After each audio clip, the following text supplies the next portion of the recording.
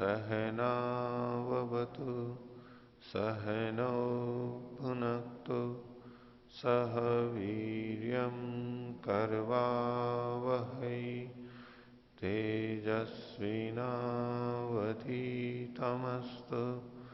मा विद्विषावहै।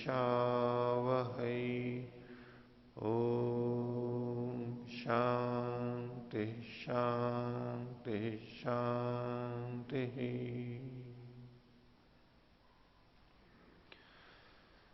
वेदांत दर्शन की 40वीं कक्षा वेदांत दर्शन के दूसरे अध्याय का प्रथम पाठ चल रहा है।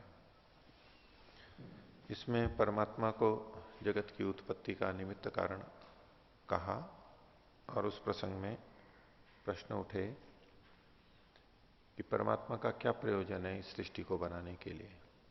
उसका अपना क्या प्रयोजन है? उसका कोई प्रयोजन हो नहीं सकता क्योंकि उसको कोई कमी नहीं है, वो परिपूर्ण है, वो कामनाओं से रहित है। तो उसके बारे में उत्तर दिया गया। लोगों के हित के लिए, आत्माओं के हित के लिए ये सृष्टि परमात्मा ने बनाई है, अपनी सामर्थ्य का प्रदर्शन किया है, वो उसका अपना स्वभाव है। और फिर प्रश्न हुआ कि अगर परमात्मा ने ये सब बनाया है तो जो दिखाई देता है इसमें बहुत विषमता है, निर्दयता भी है।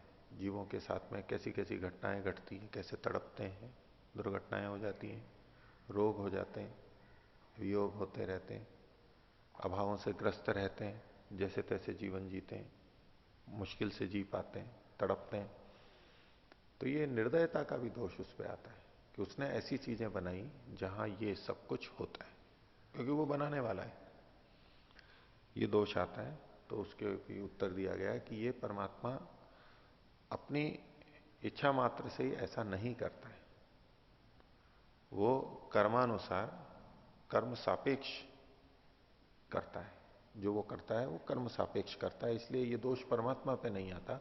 तो जीवों के अपने जैसे कर्म हैं उसके अनुसार ही वो उनको विभिन्न शरीर आदि प्रदान करता है। तो पिछले पाठ में हुआ था। आप में से किन्हीं को कुछ पूछना है तो पूछ सकते हैं। हाँ जी। पृष्ठ संख्या 111, सूत्र संख्या 33, उसके भाष्य में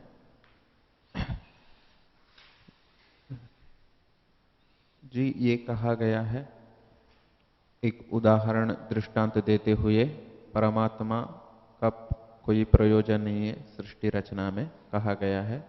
फिर 111 पृष्ठ की दूसरी पंक्ति में ऊपर से, यह लोका लोकैतारो जनः तस्य कर्तृत्व व्यापकत्व अनंतत्व विश्वात्मत्वादि गुणान अवलोक्य तम उपगच्छेयुः। ये तो परमात्मा का प्रयोजन हुआ। पहले कहा है कि कोई प्रयोजन नहीं है, ये कैसे संगत? तो जहां ये कहा गया कि कोई प्रयोजन नहीं है, उस पंक्ति को देखिए क्या लिखा है वहां पर। तस्य परमात्मनो न किमपि स्वकीयम प्रयोजनम जगत रचने। स्वकीयम प्रयोजनम, अपना प्रयोजन नहीं है। प्रयोजन नहीं है ऐसा नहीं कहा जा रहा, प्रयोजन तो है, अपने लिए प्रयोजन नहीं है। यानी दूसरों के लिए प्रयोजन है, प्रयोजन तो है, वो दूसरों के लिए प्रयोजन ही आगे बताया गया है, इसलिए दोनों में परस्पर विरोध नहीं है ये। जी मूलतः अगर देखा जाए, हम लोक में भी देखते हैं, जो भी प्रयोजन है अंततोगत्वा स्वार्थ की सिद्धि में ही होती है, चाहे परोक्ष में उस रूप में दृष्टिगोचर हो या प्रत्यक्ष रूप में हो, अंततोगत्वा स्वार्थ सिद्धि ही होती है।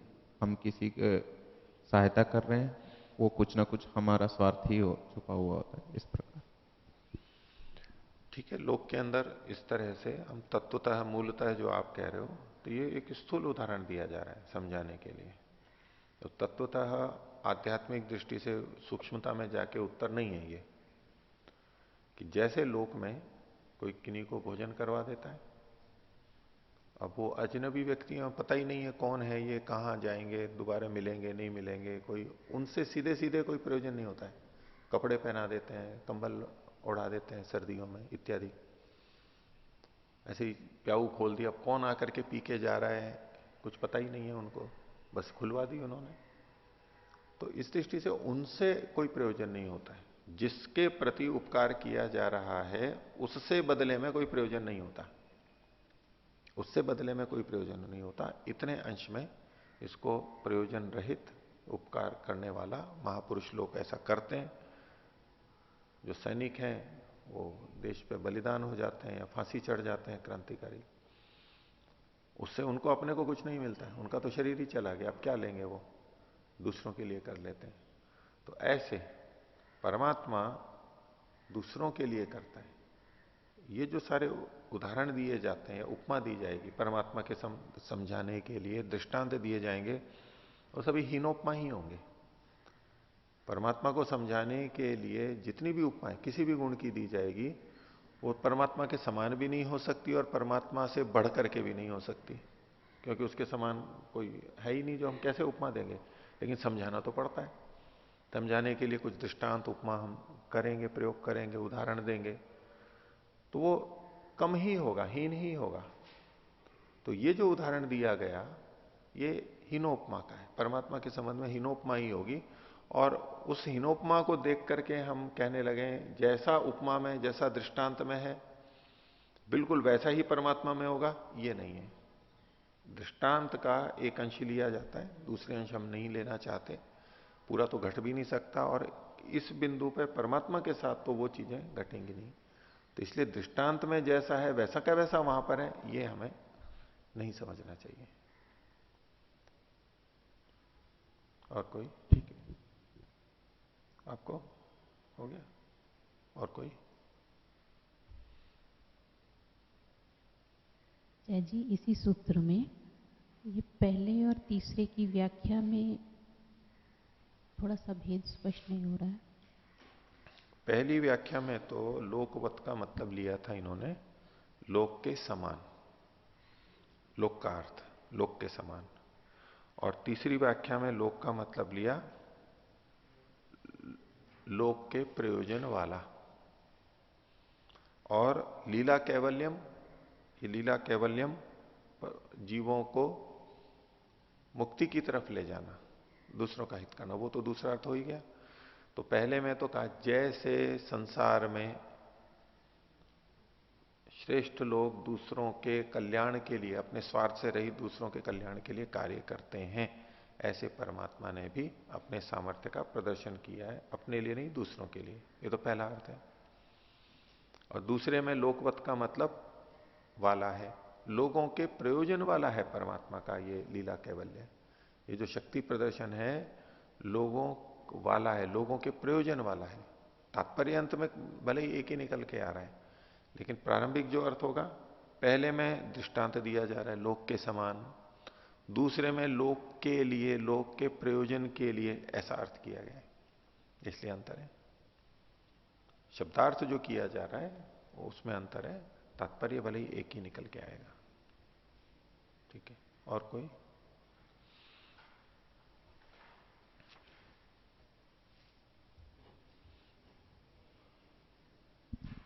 ये 33वें सूत्र में ही जिस तरह से लोक के समान केवल लीला वाला हमने व्याख्या समझी है, तो इसमें क्रीड़ा के लिए बताया, परमात्मा क्रीड़ा करता है जैसे ऐसे ही बना दिया, यूं ही बना दिया।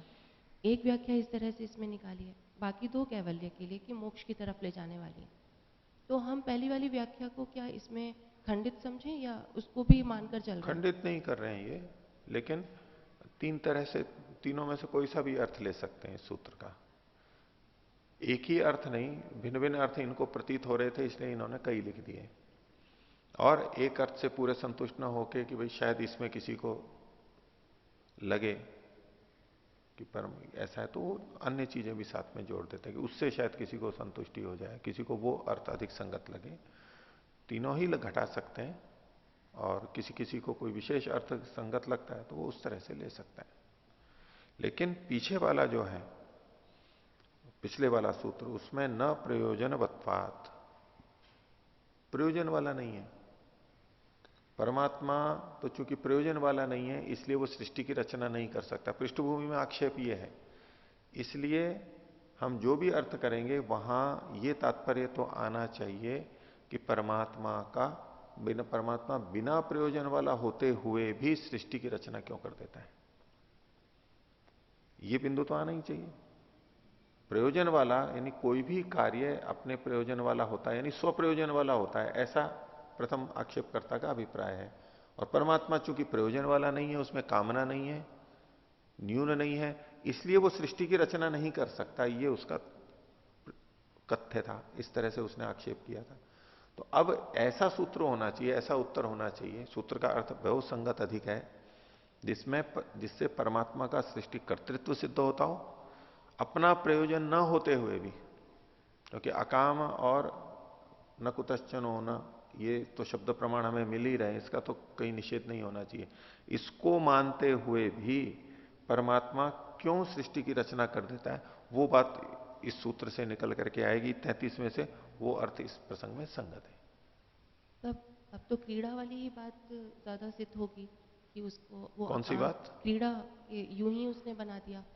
नहीं, उसको अलग से कह सकते हैं कि जैसे लोक में लोग अन्यों का प्रयोजन सिद्ध करते हैं, तो वो क्रीड़ा मात्र है, लीला खेल मात्र है उसका। बस उसको जैसे कि खेल बच्चों की दृष्टि से है वो खेल का, कि उसमें खेल में और कुछ लेना देना नहीं होता है उनका। ठीक है, घर बना लिया और कुछ कर लिया, खेल लिए कुछ। लेकिन खेल में भी प्रयोजन तो होता है, मनोरंजन है, हाँ, खुशी मिलती है, यूं कुछ अच्छा ना कुछ तो लगता है। रहेगा ही, विशेष प्रयोजन नहीं होता, यही तात्पर्य लिया जाएगा। अब कहीं ना कहीं कुछ ना कुछ प्रयोजन तो है, तो प्रयोजनम बिना तो मंदो भी न प्रवर्तते, वो भी बात पीछे आई गई थी, और वो अपनी जगह सत्य है। कोई ना कोई प्रयोजन होता है, और वहां स्व प्रयोजन वो मनुष्यों के लिए ही घटता है, परमात्मा में घट ही नहीं सकता। क्योंकि एक तरफ हमें शब्द प्रमाण मिल रहा है अकाम, वो कामना रहित है। वो कामना रहित है का क्या मतलब फिर लेंगे?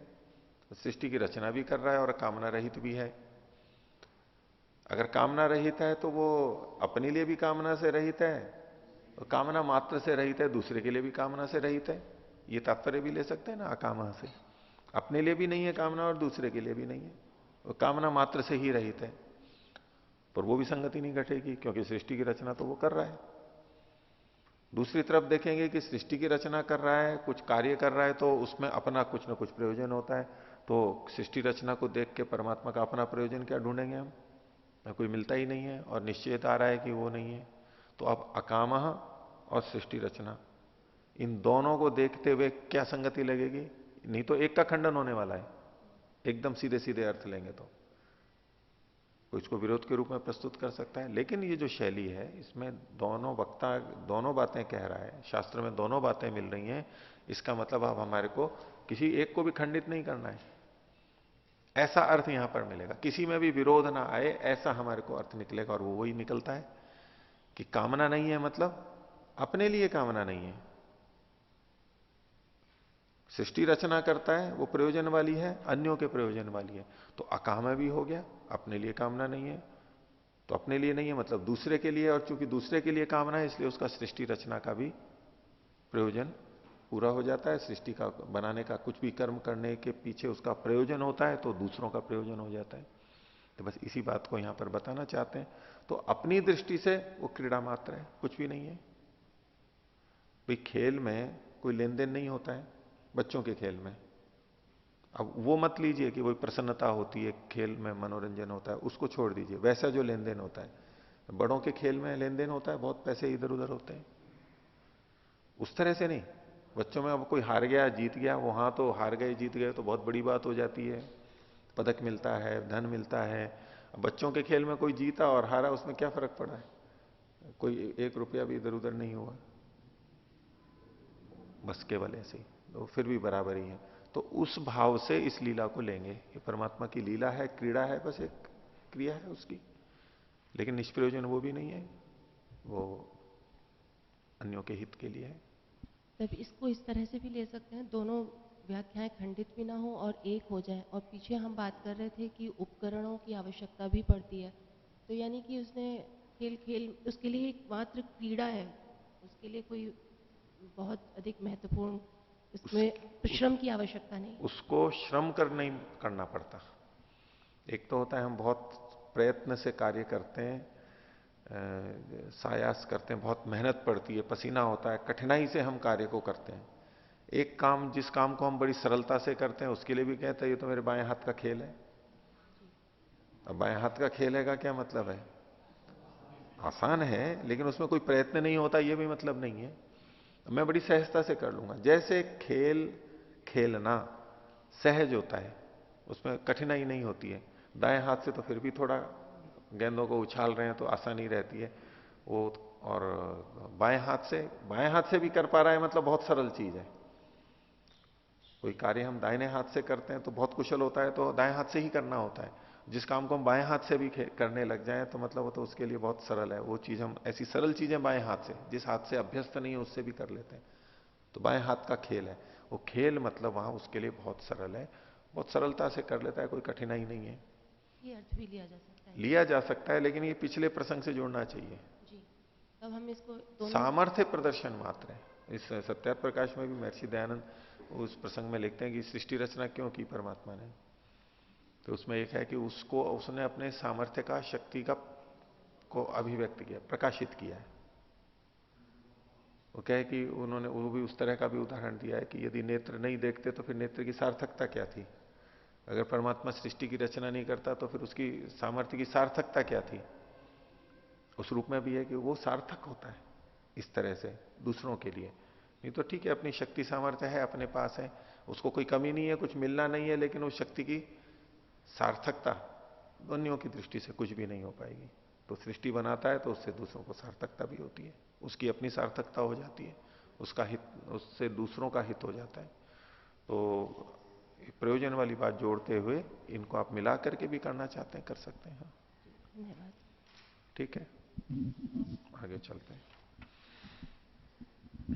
तो वेदांत दर्शन के दूसरे अध्याय का प्रथम पाद, और पिछली कक्षा में हमने 34वें सूत्र तक देखा था। 34वें सूत्र में कहा गया था कि सृष्टि की रचना परमात्मा ने की है, लेकिन इससे वैषम्य और नैर्घृण्य दोष नहीं आता है। विषमता का दोष परमात्मा पे नहीं आता और निर्दयता का दोष भी परमात्मा पे नहीं आता है।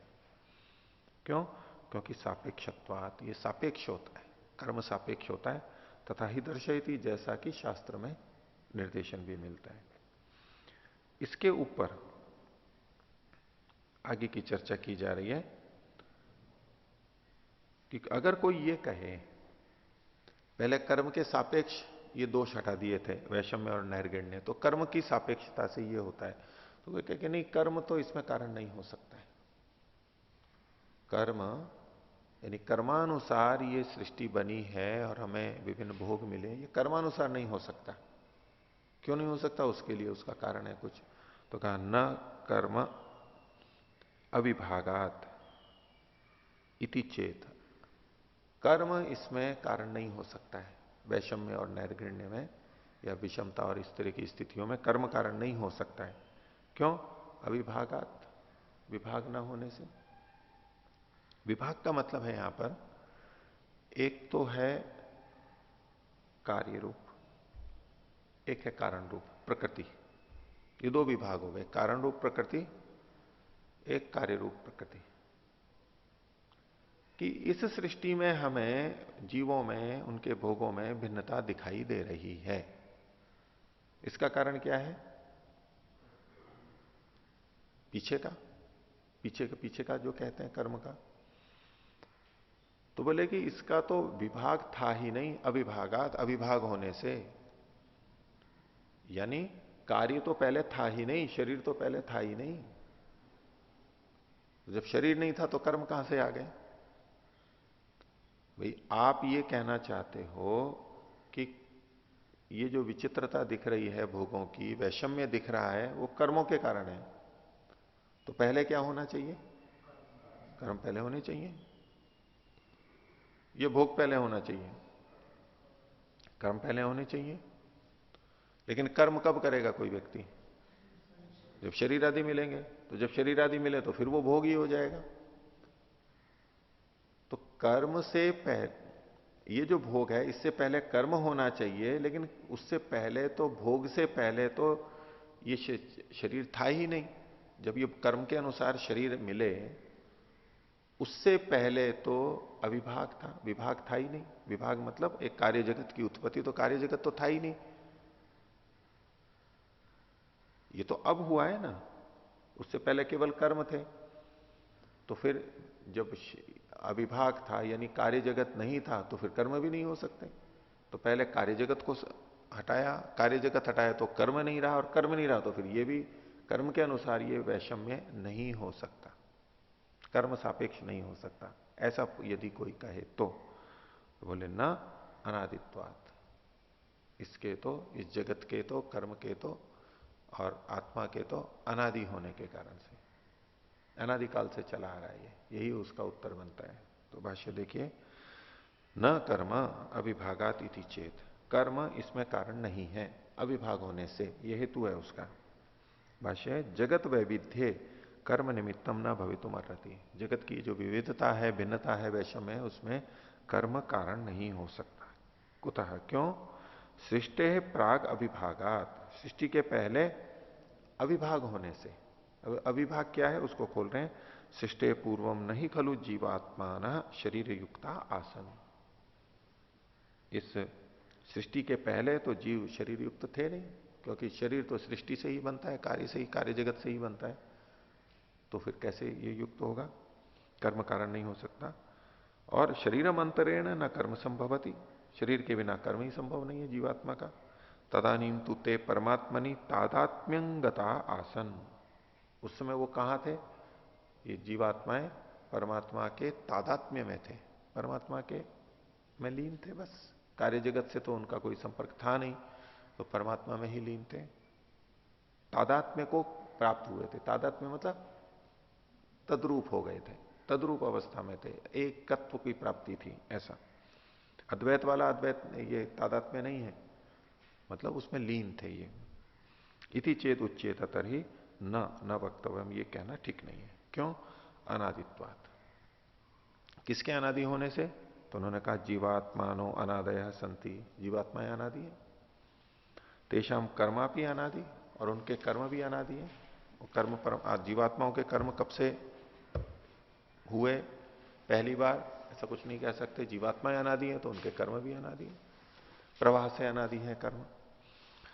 केवलम इदमेव जगत न पूर्वम आसीत इति तु न, कोई कहे, ये जो आक्षेप करता जिस ढंग से कह रहा है उसके लिए ये कह रहे हैं कि आक्षेपकर्ता का प्रश्न इस दृष्टि से बन पा रहा है क्योंकि वो इस जगत को पहले कभी नहीं मान रहा था। बस ये जगत है, बस अभी ही पहली बार हुआ है, ये इससे पहले नहीं था, ये मान करके उसका कथन है। तो इसलिए कहा केवलम इदमेव जगत न पूर्वम आसीत, ये जगत पहले नहीं था, केवल ये जगत पहले नहीं था ऐसी बात नहीं है, अर्थात ये पहले भी था। यानी इस बार वाला जगत तो अभी ही है, लेकिन इस जैसा जगत पहले भी था, सृष्टि पहले भी थी। किंतु ए तत्व प्रवाहेण प्रवर्तमानम विद्यते, ये तो क्रमशः प्रवाह से चलता चला आ रहा है, चलता चला आ रहा है। यथा च वेद, जैसे कि वेद में कहा गया। ऋग्वेद का मंत्र दिया, सूर्या चंद्रमसौ धाता यथा पूर्वम अकल्पयत, सूर्य और चंद्रमा को यानी लोगों को धारण करने वाले परमात्मा ने इसको कैसे बनाया? जैसे यथा पूर्वम, जैसे पहले बनाया था। अर्थात उसने पहली बार इसको नहीं बनाया है, उससे पहले भी बनाया था, और जैसा पहले बनाया था वैसे अभी बनाया है।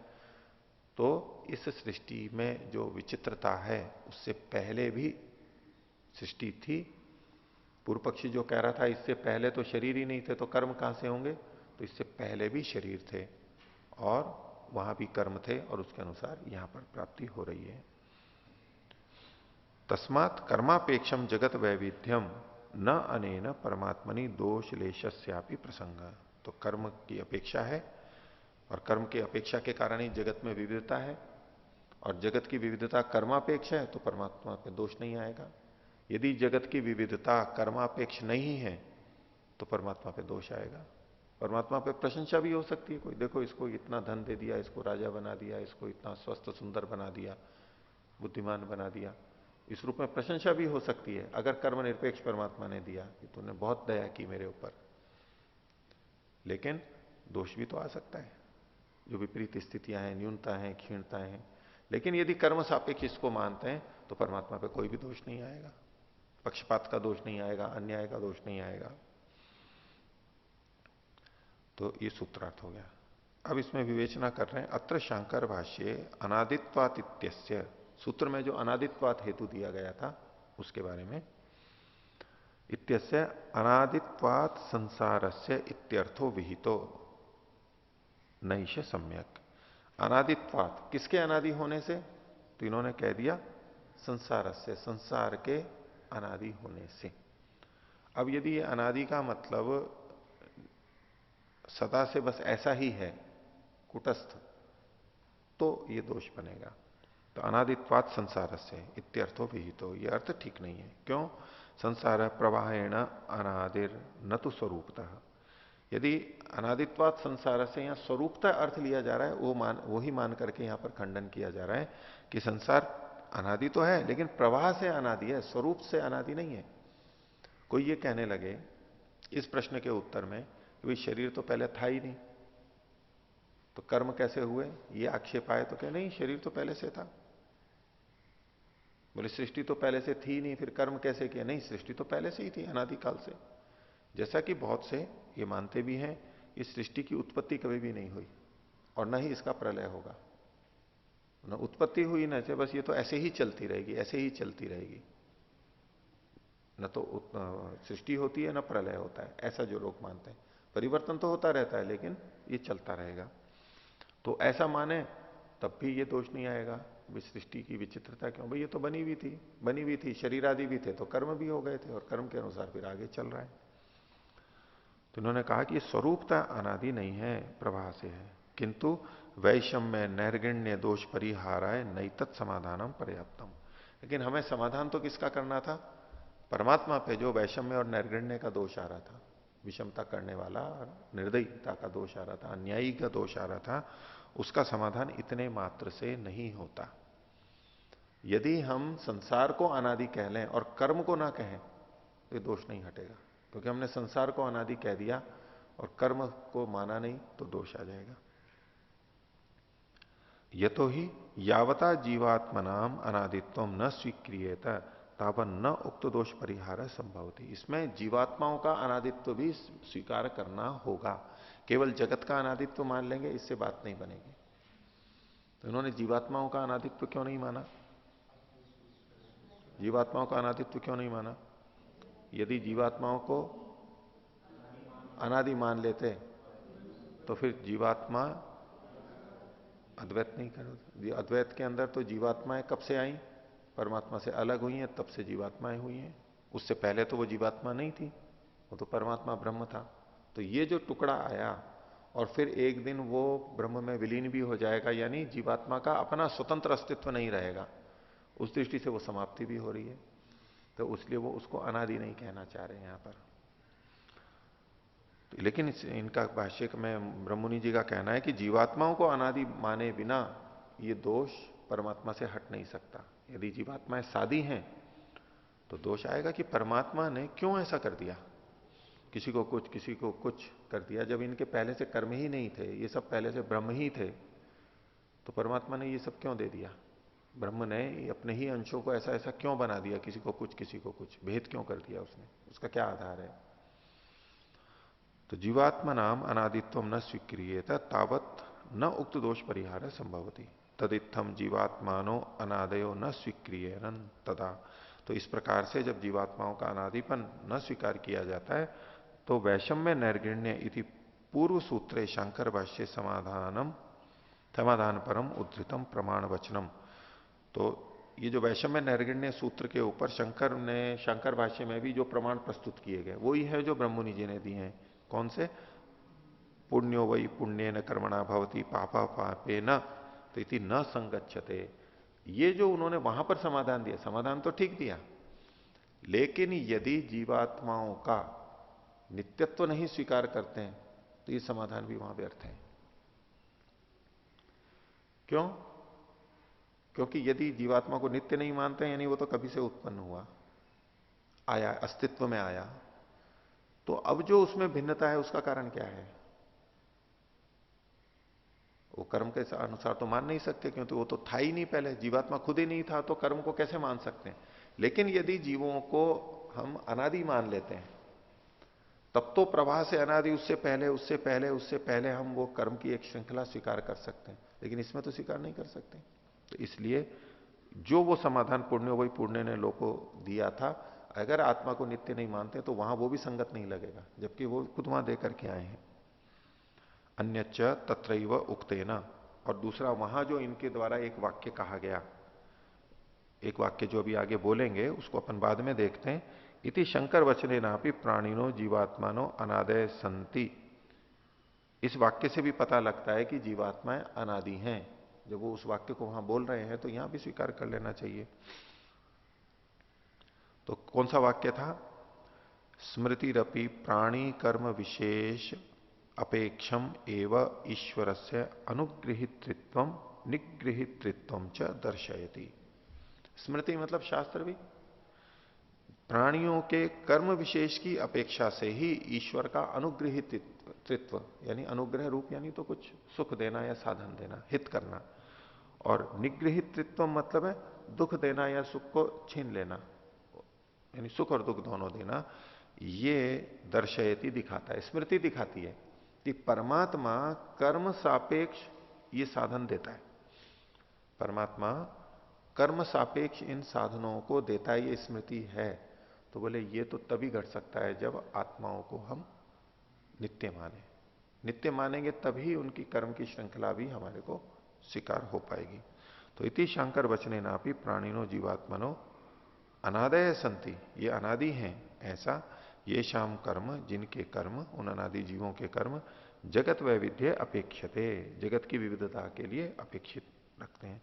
तस्मादत्र न कर्म इति सूत्र प्रसंगे, ये जो हमारा सूत्र चल रहा है इसमें अनादित्वात् संसार से इति शंकर वचनम असंगतम एवं इति, ये इसको वैसा संगत नहीं मान रहे कि जगत के अनादि होने से। लेकिन स्थूल रूप से अगर हम वैसे देखें कि अगर इसको जगत की रचना को स्वरूपतः अनादि ना मानते हुए प्रवाह से अनादि मानेंगे तब तो संगत हो जाएगा। वो प्रवाह से अनादि मानने में दोष नहीं है, जैसा कि ब्रह्ममुनि जी भी स्वीकार कर ही रहे हैं।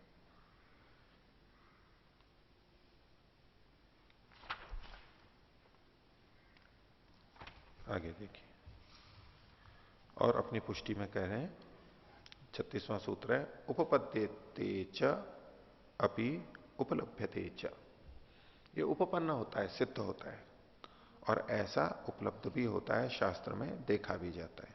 इसकी सिद्धि के लिए युक्ति से भी सिद्ध होता है, शास्त्र में भी देखा जाता है। तो उपपद्यते च अपि उपलभ्यते च कर्मणो अनादित्वम उपपद्यते, अल्प विराम, कर्म का अनादित्व उपपन्न होता है, सिद्ध होता है युक्ति से। कैसे?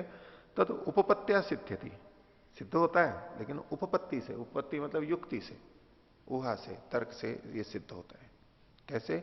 सर्वांग विकलांग रूपम सृष्टि वैचित्र्यम नहीं कर्मांतरेण भवितुम अर्हति, ये जो सर्वांगत्व और विकलांगत्व रूप जो सृष्टि की विचित्रता है, शरीरों की विचित्रता है, ये कर्मांतर के बिना हो नहीं सकती, कर्म के बिना हो नहीं सकती है, कर्म के भेद के बिना ये हो नहीं सकती। क्यों नहीं हो सकती? यानी हम अगर कर्म को कारण नहीं माने तो किसको कारण मानेंगे वहां पर? क्यों? यतो ही न कार्यम कारणम अंतरेण अभिव्यज्यते, कोई भी कार्य बिना कारण के नहीं हो सकता। जब यहां पर विचित्रता दिख रही है तो उसके पीछे भी कुछ ना कुछ कारण होगा, अकारण ही नहीं हो जाता है। और उपलब्धते तो अपिच शास्त्रेषु, शास्त्रों में ये हमें उपलब्ध भी होता है। तो ऋग्वेद का मंत्र दिया जो पहले बहुत बार आ चुका है, द्वा सुपर्णा सयुजा सखाया समानम वृक्षम परिशस्व जाते तयोरन्य पिप्पलम स्वादुवत्ति अश्नन अन्यो अभिचाकशीति। तो इसमें क्या किया कि दो सुपर्ण है, यानी पहले से है, और एक वृक्ष है वो भी पहले से है, यानी इनको नित्यता की तरफ से संकेत ले रहे हैं इसका। उनकी उत्पत्ति नहीं बताई, बस वो हैं, यानी पहले से हैं। और उसमें से एक स्वादु फलों को भोग रहा है, यानी एक भोगता है, और दूसरा केवल देख रहा है। तो इससे क्या निकाला इन्होंने? जीवात्मनो अनादित्वेन सह, इस मंत्र में जीवात्माओं की अनादित्व को के साथ साथ और दूसरी बात भी कही गई। अनादित्व किस रूप में? ये बस हैं पहले से, उत्पत्ति नहीं कही गई, हैं गौ सुपर्णो।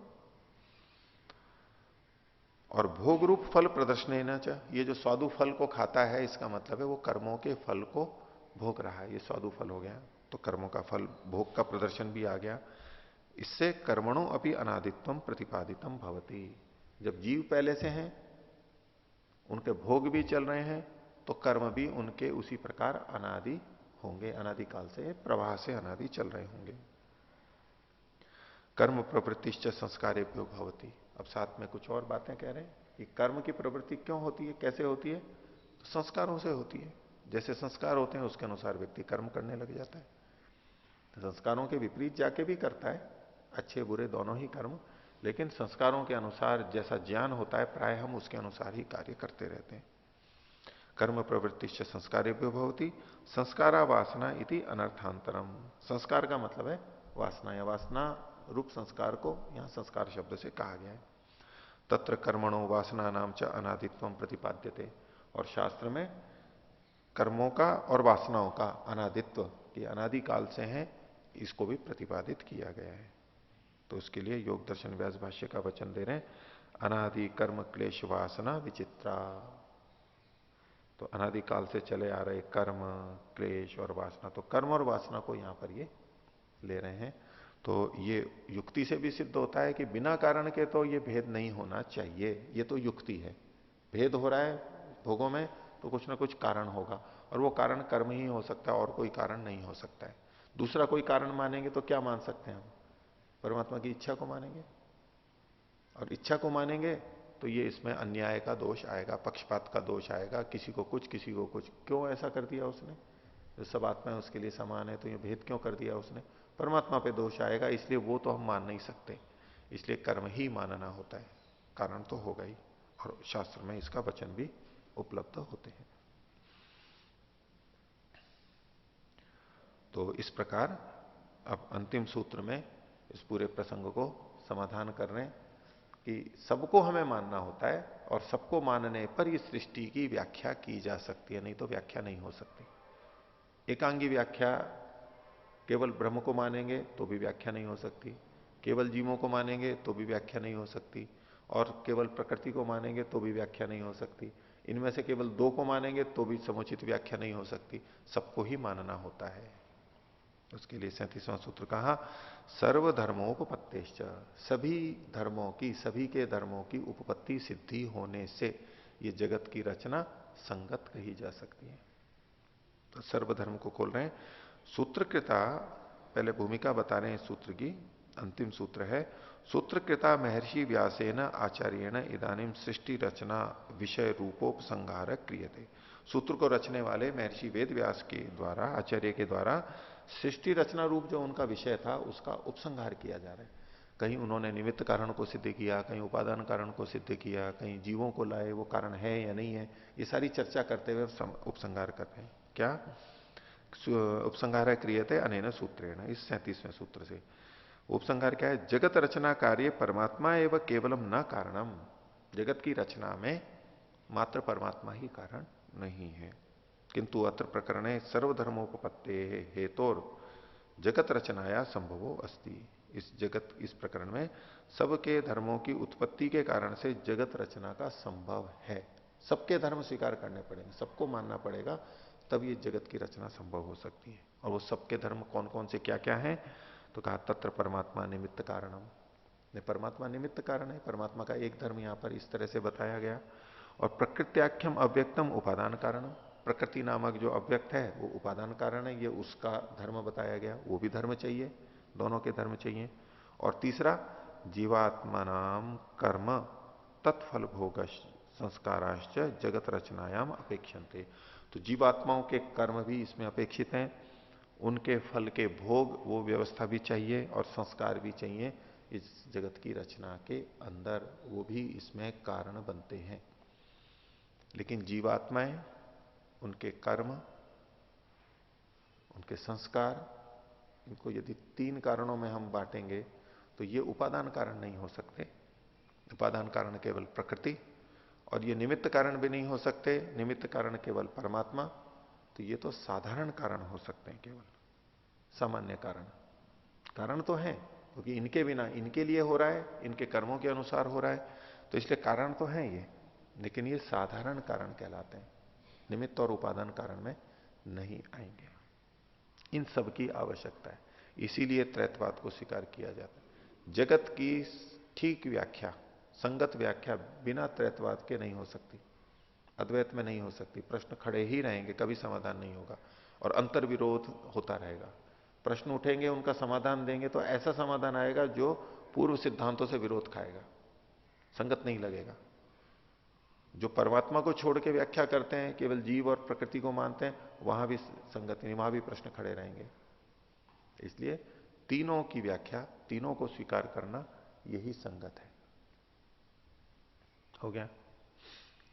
आगे देखिए। तो अभी जो इन्होंने तीनों को सिद्ध किया, प्रकृति को सिद्ध किया इत्यादि जो चीजें थी, वो शब्द प्रमाण के आधार पर की गई। थोड़ा बहुत तर्क भी बीच बीच में, युक्ति भी दी, लेकिन शब्द प्रमाण के वचनों को, शब्द के वचन, शास्त्र के वचनों को ले लेकर के इन्होंने किया था। और अब आगे ये तर्क से सिद्धि करने का प्रयास कर रहे हैं। हाँ बोलिए। ओ 35वें सूत्र में जो शांकर भाष्य का खंडन किया था, तो उसमें शांकर भाष्य वाले, शंकर जो है वो संसार को तो अनादि मानते और जीव को अनादि नहीं मानते। तो ये ठीक नहीं कहा, क्योंकि आदि मान लेंगे जीव का तो वैषम्यता की उत्पत्ति, वैषम्यता नहीं बन पाएगी पीछे कर्म न होने के कारण। तो इस प्रकार दोस्तों संगतता नहीं, वैषम्यता का हेतु नहीं मिल पाएगा। हाँ, इस प्रकार दोस्तों हमारे सिद्धांत में भी आएगी, क्योंकि मोक्ष के पश्चात हमारे भी कोई कर्म के अनुसार तो नहीं होता, कर्म नहीं होते, तो उसमें वैषम्य भी नहीं होता है वहां। तो यहाँ पे जैसे पहला जन्म मानते उसी प्रकार वो भी तो मान सकते हैं उनके यहां पर। हाँ जी। नहीं, पहला तो मानेंगे, लेकिन उसके वो चूंकि ऐसा तो मानते नहीं है, उनके यहां तो कभी भी कुछ नहीं है, वो तो ब्रह्म ही स्वरूप था। वहां दूसरे प्रश्न खड़े हो जाएंगे कि भी जो अकेला ब्रह्म था, वो जब ज्ञान युक्त था तो क्यों वो आ गया, अविद्या से ग्रस्त क्यों हुआ। इधर तो समाधान है कि भाई वो अल्प शक्तिमान है, अल्प सामर्थ्य है, उसके पास आनंद नहीं है, उसको पाना है परमात्मा की व्यवस्था से। तो ये जो सारा कर्मफल, कर्म की विचित्रता है, कर्म की विचित्रता तो कर्म के कारण ही है, फल की विचित्रता तो कर्म के कारण ही है। इसको विचित्रता तक केवल लेकर के चल रहे हैं, वो समानता को लेकर नहीं चल रहे हैं यहां पर। ये जो सारी चर्चा चल रही है, क्योंकि हम यही देख रहे हैं सारा का सारा, यहां कर्म की विचित्रता, फलों की विचित्रता हम देख रहे हैं। वो एक अपवाद अलग है कि सृष्टि के बाद, सृष्टि के प्रारंभ में, या तो सृष्टि के बीच में भी, जब मुक्ति से आत्मा लौट करके आएगी, तो वहां पिछले कर्म, चूंकि हमें अन्य शब्द प्रमाणों से मिलता है कि वहां तो कर्म रहते नहीं है, समाप्त हो जाते हैं, तो वहां जो प्रारंभ में जन्म होगा वो समान होगा, समान होगा, ये वहां पर मानना ही होगा। और नहीं तो दूसरी व्याख्या जो लोग करते हैं वो इसी कारण से करते हैं कि भाई मुक्ति के बाद में भी जो जन्म होगा वो कैसे होगा। इनके मत में तो मुक्ति से जन्म ही नहीं होता है। ये लोग जो मुक्ति मानते हैं, जो जिन वचनों को लेते हैं, ये तो सदा सदा के लिए मुक्ति मानते हैं। हालांकि वो भी खंडित होता है, वो भी खंडित होता है कि जब ब्रह्म में था ही, वो मुक्त अवस्था में था ही अंश, तो फिर जन्म में क्यों आ गया था वो। उसी से उनकी अनंत मुक्ति स्वयं अपने आप में खंडित होती है। लेकिन वो मानते यही है कि मुक्ति में गए तो फिर दोबारा नहीं आना होता है। तो उनके यहां तो ये प्रसंग ही नहीं घटेगा, ये प्रसंग ही नहीं घटेगा उनके यहां तो सृष्टि बस अनादिकाल से चल रही है। और प्रवाह से अनादि मानते हैं तो दोष नहीं है इसके अंदर, स्वरूपतः अनादि मानते हैं तो फिर दिक्कत आएगी। क्योंकि इसके लिए प्रकृति को भी, सृष्टि को भी, कार्य जगत को भी परंपरा से, प्रवाह से अनादि मानना होगा और जीव को भी मानना होगा। दोनों को मानने पे ये काम चलेगा। ब्रह्ममुनि जी केवल जीव के लिए नहीं कह रहे हैं, जीव को भी कहा उन्होंने नित्य है, फिर उसके कर्म भी अनादि हैं। जीव भी अनादि है, वो स्वरूपता है, कर्म है वो प्रवाह से है, और सृष्टि है ये भी प्रवाह से अनादि है। इन तीनों को मानना होगा। अगर इसमें से हम एक को भी छोड़ देते हैं तो इसकी व्याख्या ठीक नहीं हो पाएगी। हाँ,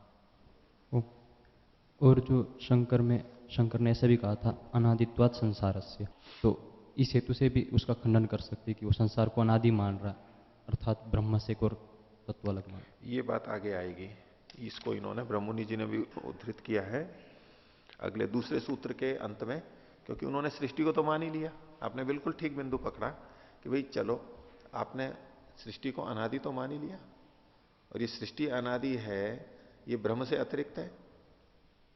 आप इसको ब्रह्म से अतिरिक्त सत्ता मान रहे हो, वो तो ब्रह्म तो अकेला ही था, अनादि। फिर आपके पक्ष में तो केवल ब्रह्म ही बनना चाहिए, सृष्टि तो अनादि नहीं होनी चाहिए।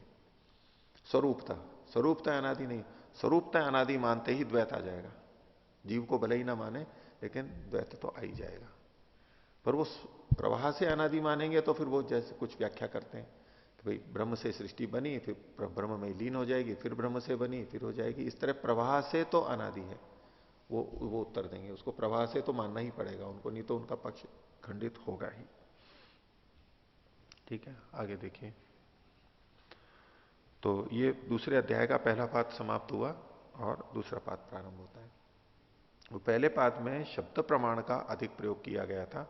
अब इसके अंदर, इस द्वितीय पाद के अंदर तर्क, युक्ति इत्यादि बातों की प्रधानता रहेगी। उससे इन्हीं बातों को कुछ और प्रश्न उठा के फिर सिद्ध करेंगे। तो पहला सूत्र है रचना अनुपपत्तेश्च न अनुमानम, न अनुमानम। इनका प्रसंग इस रूप में था कि प्रकृति ही स्वतंत्र रूप से इस संसार को बना दे, ये भूमिका लेकर के चलनी है हमारे को। तो इस सूत्र का अर्थ उस तरह संगत होगा कि परमात्मा को स्वीकार ना करके केवल प्रकृति को ही मान लिया जाए और प्रकृति ने अब स्वतंत्रता से इसको बना दिया है, रचना कर दी है, ऐसा अगर कोई माने तो इस दृष्टि से उनका उत्तर है कि न अनुमानम। अनुमान जो है, अनुमान बाद में जो जिसका ज्ञान होता है, बाद में जो बनती है, वो सृष्टि के लिए यहां पर कथन है, संसार। तो प्रकृति की स्वतंत्रता का अनुमान ठीक नहीं है, इस तरह भी इस सूत्र की संगति होती है। ना अनुमानम, प्रकृति की स्वतंत्रता का जो आप अनुमान कर रहे हो वो ठीक नहीं है। क्यों? रचना अनुपपत्ते च, ऐसा करने पे तो रचना की उपपत्ति ही नहीं हो पाएगी, कार्य जगत बन ही नहीं पाएगा। अगर प्रकृति स्वतंत्र है तो ये कार्य जगत बन नहीं सकता है, ऐसे चल नहीं सकता है जैसा कि चल रहा है।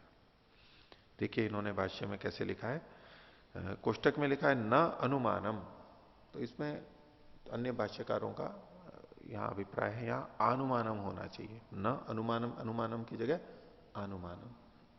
इन्होंने अनुमान करके व्याख्या की है। देखिए, यथाच पूर्वम उक्तम सन्निहित सूत्रे, जैसा पिछले सूत्र में कहा गया था, सर्वधर्मोपत्तेश्च परमात्मा जगतो निमित्त कारणम, ये तो निमित्त कारण हो गया। और तेन अधिकृतम ही प्रकृत्याख्यम अव्यक्तम उपादानम कारणम भवति, उस परमात्मा से अधिकृत यानी शासित प्रकृति ही जो कि अव्यक्त है, वो ही उपादान कारण हो सकती है।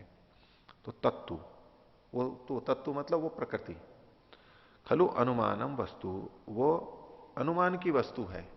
कैसे अनुमान की वस्तु है? तो उसको ही खोल रहे हैं, ये तो ही अनुमीयते पश्चात मीयते, अनुमानम, क्योंकि वो उसका अनुमान होता है, वो अनुमीयते, अनुमीयते पश्चात मीयते, अनुमीयते, पश्चात मीयते, मीयते को खोल रहे हैं आगे, विक्रियते, वो बाद में विकार को प्राप्त होती है, पहले कोई चेतन होना चाहिए तब वो विकार को प्राप्त होती है। इस रूप में यहां अनुमान का प्रयोग, शब्द का प्रयोग किया इन्होंने।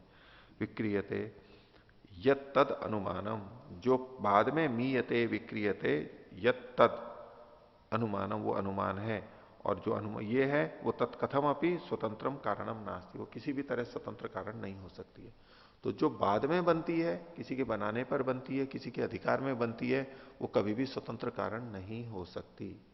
अगर स्वतंत्र मानेंगे तो रचना की उपपत्ति नहीं होगी। तो कुतः, क्यों ऐसा मान रहे हैं? तो रचना अनुपपत्ति ही च, रचनाया अनुपन्नत्वात्, रचना के असिद्ध होने के कारण से। कैसे? अव्यक्तम प्रधानम जड़म अस्ति, अव्यक्त जो ये प्रधान है ये अचेतन है। न ही जड़म स्वयं विकृतिम आपनोति, ये न जगत रचना भवेत, वो जड़ वस्तु स्वयं ऐसी विकृति को प्राप्त नहीं होती है जिससे कि जगत की रचना हो जाए।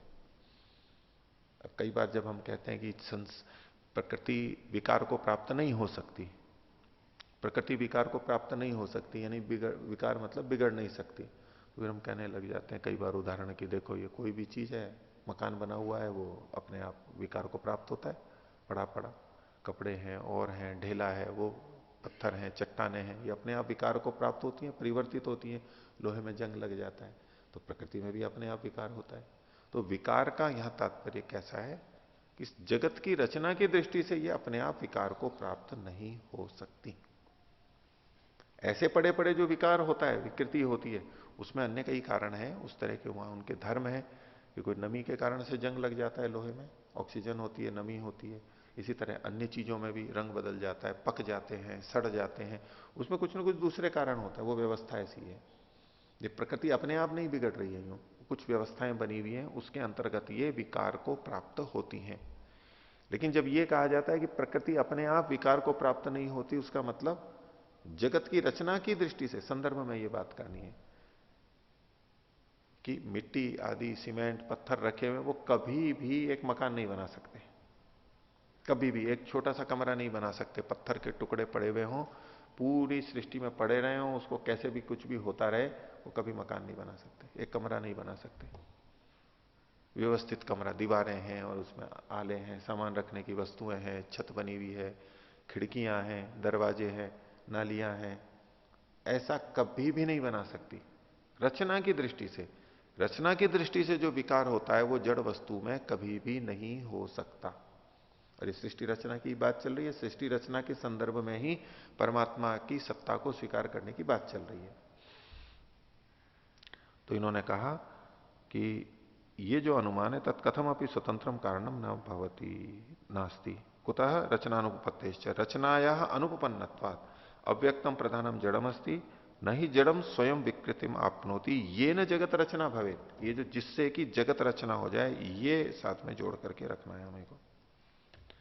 कैसे? उदाहरण दे दिया, मृत्तिका अपि घटादि रूपे कुंभकारम चेतनम निमित्त कारणम अपेक्षैव विकृतिम आपत्त्यते। मिट्टी घड़े के रूप में विकृति को प्राप्त हो रही है, विकार को, तो कुंभकार चेतन जो कि निमित्त कारण है उसकी अपेक्षा रखते हुए ही प्राप्त होती है। अभी वो मिट्टी अपने आप में कुछ भी परिवर्तित हो जाए कुम्हार के बिना, वो विकार की बात नहीं है रचना की दृष्टि से। चकारो अत्र प्रकृत्या जगत कारणत्वे तर्क बले न स्वातंत्र प्रतिषेध समुच्चयार्थ।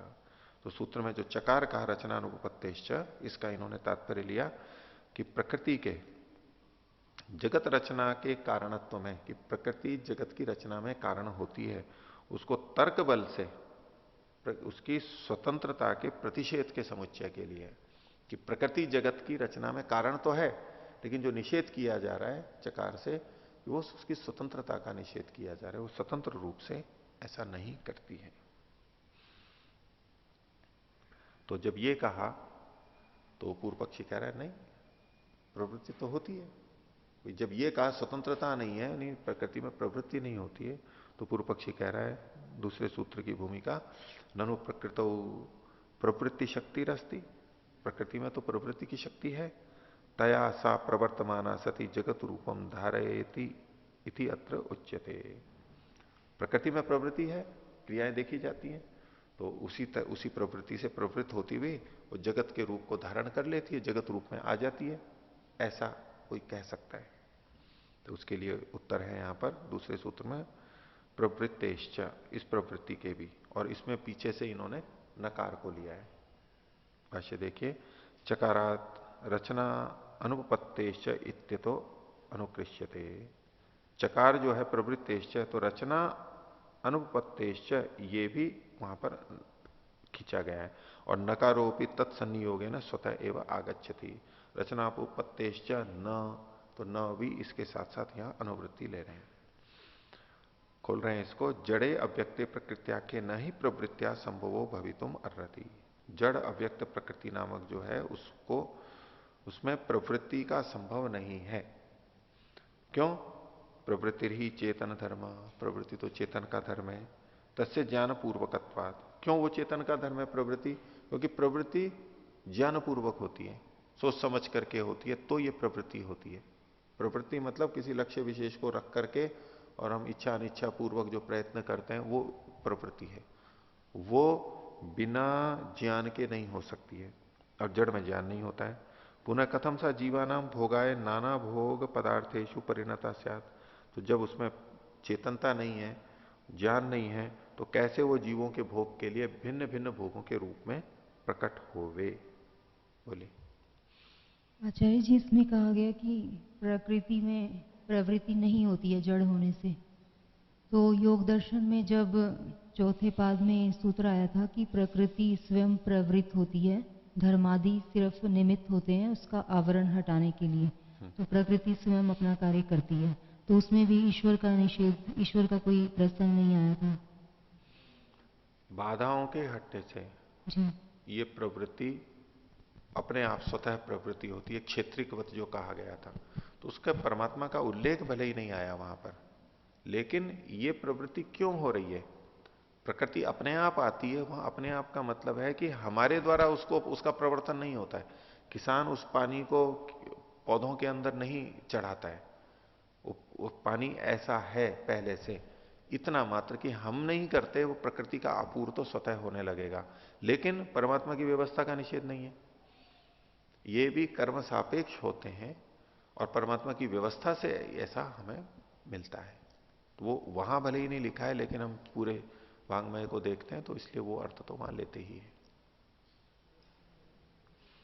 तो इसके लिए इन्होंने कुछ उदाहरण दिए हैं कि भाई ये चेतन में ही ये चीजें देखी जाती हैं, जड़ वस्तुओं में ये नहीं देखी जाती, प्रवृत्ति नहीं देखी जाती।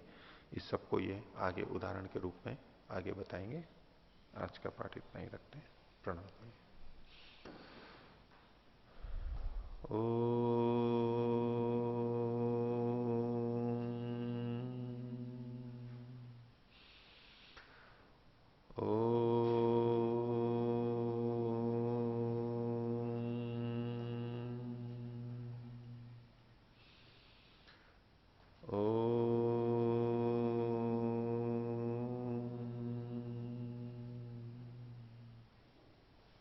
सभी को सादर अभिवादन। ओम।